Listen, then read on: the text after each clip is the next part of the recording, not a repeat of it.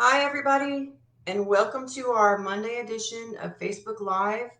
This is the Addiction Recovery Support Group. So, welcome, and I'm going to read our little introduction. Welcome to the Sandhills Opioid. Wait a minute, sorry. Welcome to the Facebook Online Recovery Support Group, supported by the Sandhills Opioid Response Consortium. This is a forum where people in recovery can come together. We are here to encourage and support individuals in their recovery journey by sharing our own experience, strength, and hope. Our meetings consist of daily readings, meditations, devotionals, and open discussions. We only ask that when sharing, you adhere to the rules and guidelines of this page. All recovery paths are welcome, and please feel free to share your questions or comments throughout the meeting. So I already did this once, but my audio was messed up. So I'm going to exercise my patience and do it one more time and hope that it works. So today, well, first of all, my name is Kelly Kirk, and I am a peer support specialist and recovery coach in Richmond County, North Carolina. And we do these Facebook Live events each day, and there are different peer support specialists, me and several others, and we each have a day of the week that we come on, and we are here to encourage and support other people that are struggling with addiction or mental health issues, and also people that are in recovery. With the COVID-19 and everything, there aren't a lot of meetings. There's more and more each day, it seems like, but there are still a lot of groups that aren't meeting because of the social distancing and all the concern about the virus. So we wanted to do something where we'd be online, accessible, and be available for people that want to interact. So today I thought we would talk about living in the moment. And I was saying, like, the older I get, the faster the days go. And I'm literally like, I can't believe it's Monday again. It was just Monday, and then it was just the Monday before that. It's just like the older I get, the faster the weeks just fly by, and it doesn't help that we're busy all the time. And with computer technology, I thought that we would be less busy, that we would be having all this time. It was going to be saving us all this time. And it didn't actually work out that way. It seems like we're busier than ever. And but I'm in recovery almost 6 years now. It'll be 6 years in September. And I really notice, like, daily, that I have memory problems. There are times, where my kids will be like, "Don't you remember when this happened?" And I'm like, "No, I don't remember. Why don't you tell me?" And when they tell me, it's like the first time. But what I'm getting at is, because I have a bad memory, I try to keep everything in my phone calendar, and that really helps me.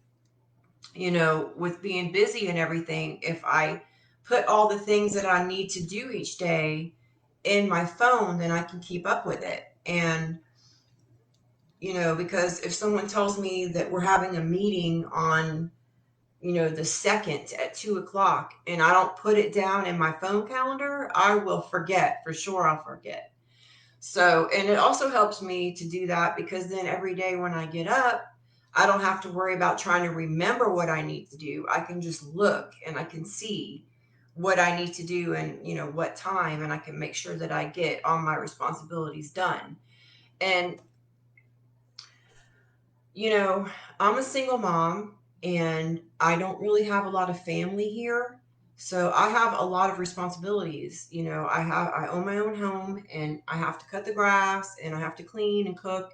I don't really have anybody to help me. So I have a lot on my plate, and it can get to be a lot. It can, if I stop and think about all the things that I have to do, from mowing the grass, getting my oil changed, doctor's appointments, you know, conferences and council meetings, and laundry, and worrying about my dad, and just there's just so much, that it would be easy for me to if I sat there and thought about it, to just get filled with anxiety over all the things I need to get done, you know? So, it's important for me, being someone in recovery, to live in the moment and not get ahead of myself. And one of the recovery lines that are said a lot is to just do the next right thing. And I think about that a lot. I think that's a really good saying, that it's really helpful to remind people to just always do the next right thing, you know. It's easy to get overwhelmed, especially like in early recovery. So if you just focus on the very next thing you need to do and not get too far ahead, then that's a good way to get established, you know. But it's like with all the stuff I have to do, I have to remember to take time to appreciate my everyday life. You know, if I just like stay wrapped up in staying busy all the time, I don't focus on me, and I don't focus on making sure that I'm good mentally and physically and everything. And you know, I really have to, on purpose, stop and appreciate my life and focus on how good it is to be living in recovery, and how grateful I am to not just be in that haze that I used to live in for all those years. You know, I'm actually clear headed, and it's nice. And it's nice to have good people around me. And you know, I really don't have anybody that's negative in my life right now, which I'm super grateful for that. You know, because negative people will zap all your energy and, you know, affect you. And so I'm grateful for that. And you know, I actually like having stuff to do, and I like getting things accomplished. It helps me in my recovery, and it helps me feel good about myself to know that I'm doing what I need to do and that I'm staying on top of things. And doing that really helps me to stay focused, and it helps me to live in the moment, you know. So I thought I would go over a list of things you can do to enjoy your life today. So the first one is count your blessings. And for me, I mean, I have tons of blessings. And when I get overwhelmed or mad or upset or anything, if I can think about how much I have to be grateful for, that really kind of resets my train of thought and helps me to, you know, realize that I have a lot to be grateful for. And by counting your blessings, that kind of keeps you in a happy mood and it keeps you optimistic. The next one is stay organized.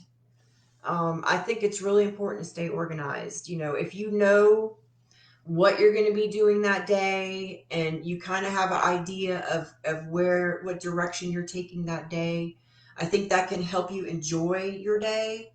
Because you know, if you don't have any idea of what you're doing that day, then life just kind of happens to you and you just get blown around with whatever circumstance comes your way. But if you have some kind of direction, and you're organized and you know what you need to be doing, that's a good way to get things accomplished and to like stay in the moment.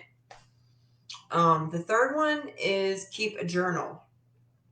And a journal is good for many things. I mean, it helps you to process your feelings. It helps you to get out negative feelings, or if you're like overwhelmed with thoughts, and get that out on a journal. But it also helps you kind of track your life and helps you track what you're doing on a daily basis. And that can help you um, stay centered and enjoy your life. Um, the next one is make lists. And I am all about making lists. I make a list for the grocery store. I make a list of the things I need to get done. I don't know. It just helps me to write stuff down. And if I make a list for the store, then I'm not going to forget anything that I went there for. And I'm less likely to buy a bunch of extra stuff that I don't necessarily need. So, like the other day when I got home, all of a sudden I thought of like 4 or 5 things that I need to do soon, and so I grabbed a notepad and I just wrote them down. And I feel like if I hadn't have done that, it's a good chance I would have forgot a couple of them, because some things you don't remember that you need to do them until you walk by them or something. Like my baseboard is loose and I'm like, I need to get a drill and fix that, but then as soon as I leave it, I forget all about it. I mean, not that that's really important, but if I go write it down, then I'm going to remember to do it, you know. The next one is don't think about the past.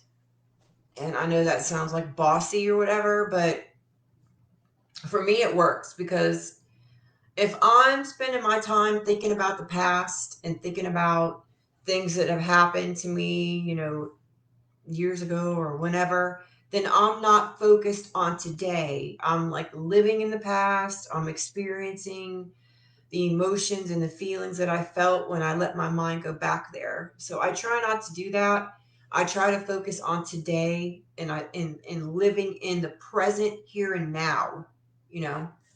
And the next one is kind of hand in hand with that, which is don't think too far ahead. And that's important for me too, because no one knows what's going to happen in the future. I mean, you can kind of have an idea based on your life now, what's going to happen, but you never know what's going to happen. I mean, it only takes one phone call to change your whole life, or one decision to change your whole life, or one incident. So, and so I feel like it's okay to think a little bit in the future, but if you're thinking all the time about the future, then again, you're just like the past, you're not living in the moment. The next one is focus on what you can control. And this is a big one for me because if I spend my day thinking about things that are beyond my control, I'm basically wasting my time because it's like all you can really do in life is do what you can and don't worry about the rest. Like I was given the example the other day that let's say that I want somebody to do something for me. So I write them an email and I send them the email and I have to wait for their decision, yes or no, on what I'm asking. So in that situation, all I can do is write the email the best I can and do my research or whatever and make sure it's formatted really nicely and well packaged. And I can send that email. But after that, I can't worry about it. I mean, I could sit there and sweat it and go, God, I hope they give me what I want. What if they don't? Oh my God, I'm so worried about it. That's not going to do me any good. I have to let it go and release my faith and just trust that it's going to work out. I did everything I could. And so I try to live by that. You do everything you can. But then after that, it's in God's hands. You cannot control it. Um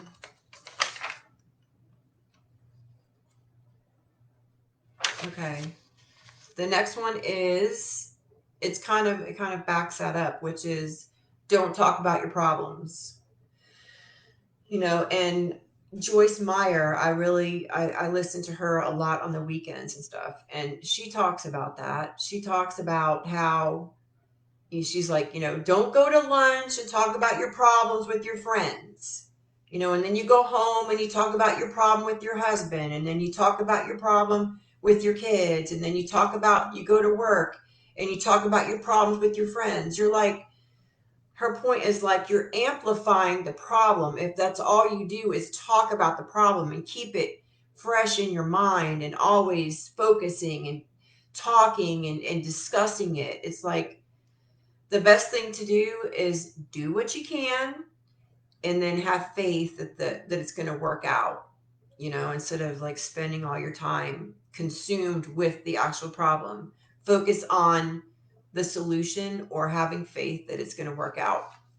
The next one is keep a wish list, which this is important too, because you want to have like goals, or I do. I want to have things I want to do, like, make a wish list, like you want to go and find some caves you can explore in North Carolina somewhere, some cool caves. I like caves. So maybe I'll put that on my wish list. Or, go back to Universal Studios. When I go down to Florida, I want to go by Universal Studios. Anything that you're like, that you're wishing for, or something that you want to buy, that you have to save up for. Have like a list of your dreams, your wishes that you want, and that helps you kind of stay focused in the here and now. You've always got that kind of in mind, and you can work towards it. The next one is take time to relax. I think in this busy world, it is important to actually make time to relax. Like I always tell, like, if I'm working with like young parents and stuff, I'm like, put those kids to bed at like 8 o'clock and get them on that schedule, so that you already know and they already know that when 8 o'clock comes, they're going to bed, and then you have hours, 9, 10, 11, or whatever, to yourself, and you're making time for yourself to have, to yourself, to unwind and relax or read or whatever it is. Remember that all feelings pass. I think that's important, because when you're having some strong feelings and stuff, sometimes it can overtake you, and you can just feel like you're always going to feel this way. Like if you're sad, you can just feel so sad, and just feel like it's not worth it, because you just are so sad. But if you remember that feelings are fickle and they come and go, and even though it's really strong on you right now, it will ease, and that, this too shall pass, as they say. um Things you can do to enjoy your life today. Prioritize your tasks. So, meaning, like, if you have 8 things on your list to do today, that's a lot. Maybe a couple of those things could wait. Maybe if you prioritize, make sure if there's 3 really important things, do those first. And then, if you still need time to relax, maybe a couple of those things can be, put on the agenda for another day. Prioritize your task, be smart with your time, and schedule things that are going to work, and be realistic. The next one is get outside. This is a really good thing for me. This is a really good exercise for me, is to, because I'll stay inside, all day. And if I'm starting to feel some kind of way, I'll go outside. And it's like a whole other world when you step outside. It's sunny, you hear the birds, there's green and blue everywhere. And I'll just like go walk around my property. And like I was saying, I have this green moss that's growing like in the shade and stuff on the ground. And it's so beautiful. It's so lush, and it's like carpeting, and it's like, I love it. And I keep going out there to see, is it spreading? Is it growing? How's it doing?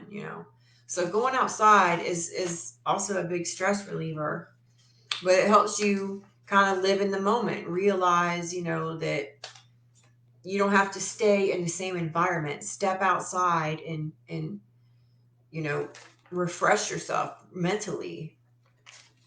Okay. And the last one is celebrate small wins. I think that's important.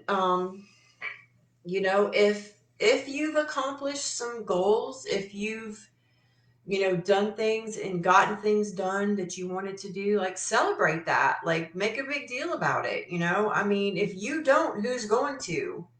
Like, definitely celebrate. And actually, the really last one is record happy moments. And I think this is really important because, we have our phones now and we take tons of pictures and we're always snapping selfies and our kids and our pets, but we never really, you don't have pictures anymore like we used to. Back in my day, we would take our film down to Walgreens and have it developed. And when we got home, we were all excited. We opened it up and we could relive those memories looking at the photos, And so my daughter and I are going to go print some pictures at Walmart, and go get them, and maybe do like a collage, and that's another good way to like live in the moment, appreciate your family and the things that you thought were important enough to take a picture of. So that's all I have for today. Basically, do the next right thing, live in the moment, and remember that this too shall pass. So thank you, everybody. Have a great day.